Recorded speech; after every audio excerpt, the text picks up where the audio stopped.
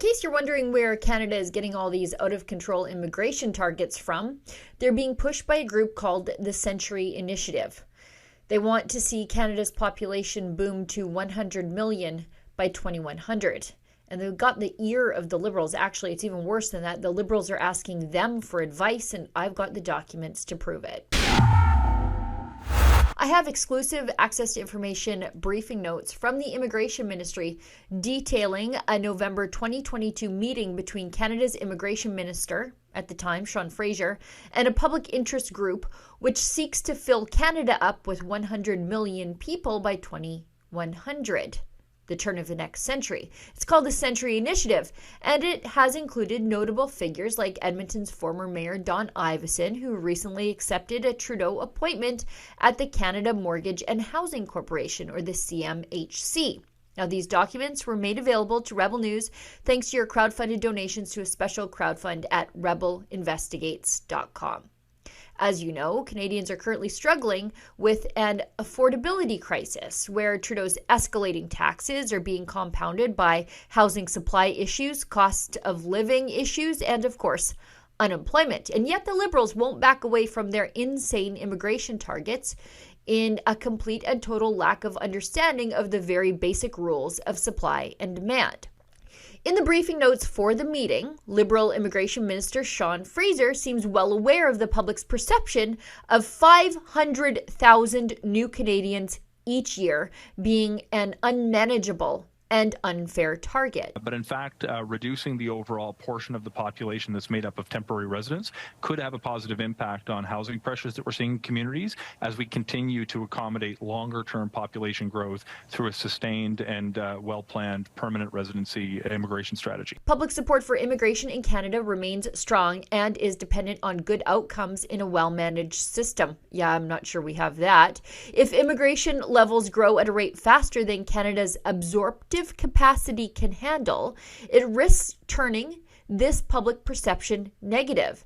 As we work to help grow Canada's population through increased immigration, it will be important to broaden public discourse to ensure that the importance and benefits of immigration remain at the forefront.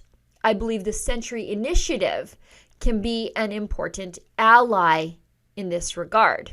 Now, look at this. Public opinion on the 2023 to 2025 immigration levels plan.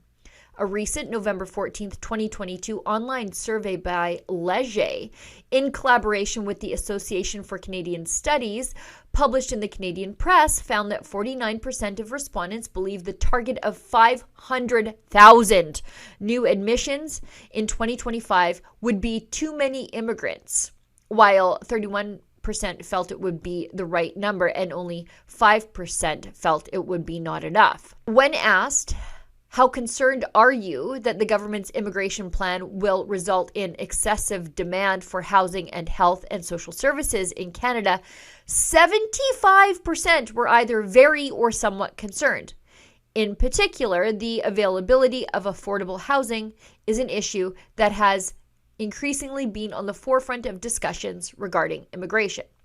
The briefing notes also note that academics, think tanks, and many economists believe that if immigration levels increase too quickly or the human capital of immigrants is lowered, that is, we are no longer bringing in skilled immigrants, there could be a negative labor market and economic effect, including stagnation or decrease of per capita GDP and wage growth stagnation. The briefing notes also show that the Liberals were well aware that, quote, some economists have also noted that increasing immigration rates is not an effective strategy to counter or replace an aging workforce, and that increased immigration numbers and the associated increase in housing prices have contributed to the inflation in 2021 to the highest in 18 years.